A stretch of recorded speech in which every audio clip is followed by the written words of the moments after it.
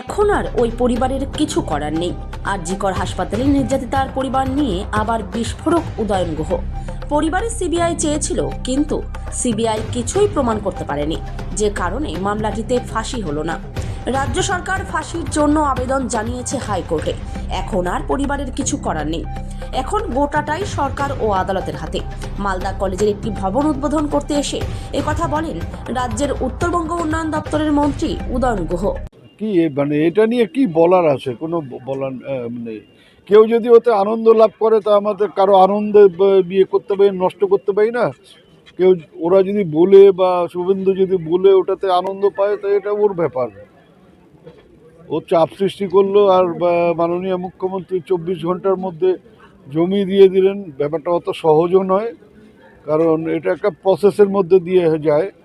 সেই প্রসেসটা আগের থেকেই হচ্ছে এবং কাকতালীয়ভাবে হয়তো এমন সময় হয়েছে যে ও দুদিন আগে মালদায় এসছে, তাতে করে মনে হচ্ছে যে আমিই করে দিলাম। বলছে ফাঁসি চাই না। এখন পরিবার কেন চায় না, পরিবার কিসের জন্য চায় না, সেটা পরিবারের লোকেরা বলতে পারবে।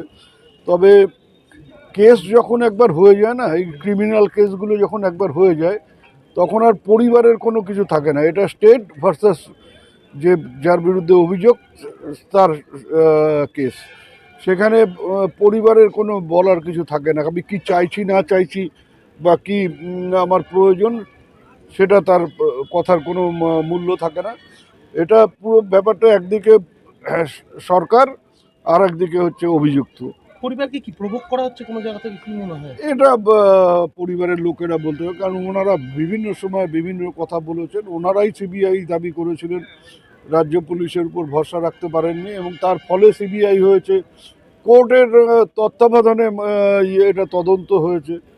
তারপরে সিবিআই এমন কোনো কিছু কোর্টে প্রডিউস করতে পারেনি যে এর সাথে অন্য কেউ জড়িত, সেটা তারা তুলে দিতে পারে, ধরতে পারেনি। এবং কেসটা করে মানে বিরলের মধ্যে বিরলতম, এটাও সিবিআই প্রমাণ করতে পারেনি। ফলে ফাঁসি হয়নি, যাবজ্জীবন হয়েছে।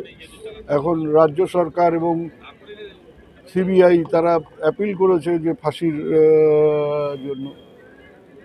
দেখা যাক ওটা নিয়ে কি হয়।